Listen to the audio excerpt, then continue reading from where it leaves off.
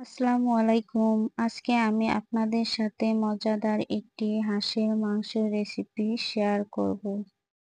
যাদের হাঁসের মাংস মজা হয় না এবং রান্না করার পরও গন্ধ থেকে যায় তারা আমার এই রেসিপিটি ট্রাই করবেন। ইনশাআল্লাহ অবশ্যই খেতে পারবেন।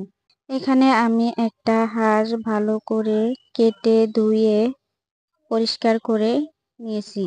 এখানে প্রায় 1 কেজি পরিমাণের মতো হাঁসের মাংস আছে। এখন আমি চুলায় একটি কড়াই বসিয়ে এর মধ্যে দিয়ে দিব পরিমাণ মতো তেল, দিয়ে দিব তেজপাতা, দারচিনি, এলাচ। সবগুলো আমি তেলের মধ্যে ভালো করে ভেজে নিয়ে এখন আমি এর মধ্যে অ্যাড করে দিব পেঁয়াজ কুচি, আদা রসুন বাটা, সব ধরনের মশলা বাটা। এখন দিয়ে দিব হলুদের গুঁড়া, মরিচের গুঁড়া, সবকিছু আপনারা আপনাদের পরিমাণ মতো দিয়ে নেবেন। এখন আমি সবগুলো নেড়েচেড়ে ভালো করে তেলের মধ্যে একটু সময় ভেজে নিব। এরপর আমি এর মধ্যে দিয়ে দিব পরিমাণ মতো লবণ।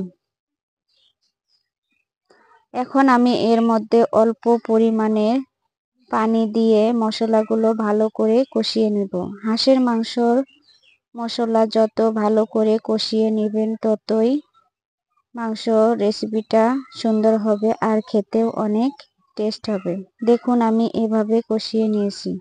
ঢাকনা দিয়ে ঢেকে আমি কিছুক্ষণ জাল করে নিয়েছি।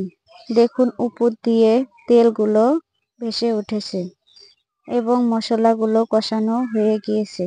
এখন আমি এর মধ্যে দিয়ে দিব আগে থেকে ধুয়ে রাখা হাঁসের মাংসগুলো। আপনারা এভাবে রান্না করলে বাসার ছোট বড় সকলেই খেতে পছন্দ করবে আর মাংসর মধ্যে কোনো গন্ধ থাকবে না। এটা আমি মাটির চুলায় রান্না করে আপনাদের দেখাচ্ছি। গ্যাসের চুলার তুলনায় মাটির চুলায় রান্না অনেক টেস্ট হয়।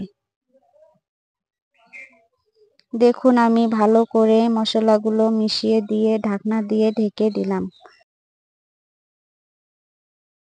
এখন আমি ঢাকনা খুলে আবারও মাংসগুলো একটু নেড়ে চেড়ে দেব। হাঁসের মাংস একটু ভালো করে সিদ্ধ করে নিতে হয়। এখন আমি আবারও ঢাকনা দিয়ে ঢেকে দিয়ে কিছুক্ষণ সময় সিদ্ধ করে নিব। আমার রেসিপিটি যদি ভালো লাগে তাহলে আমাকে অবশ্যই কমেন্ট করে জানাবেন। দেখুন আমার মাংস রান্নাটা কত সুন্দর হয়েছে আর উপর দিয়ে তেলগুলো ভেসে উঠেছে। আপনারা চাইলে এভাবে বাসায় রান্না করে নিতে পারবেন। এখন আমি অল্প পরিমাণে পানি দিয়ে ঢাকনা দিয়ে ঢেকে দিব।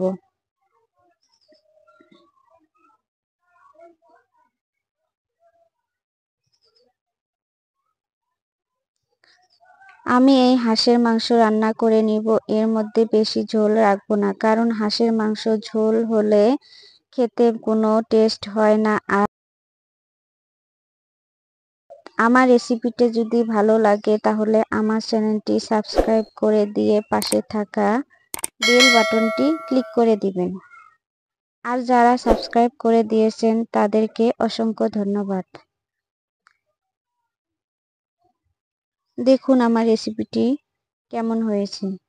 যদি আপনাদের ভালো লাগে তাহলে আমার সার্থকতা। সবাই ভালো থাকবেন, সুস্থ থাকবেন, নিরাপদ থাকবেন।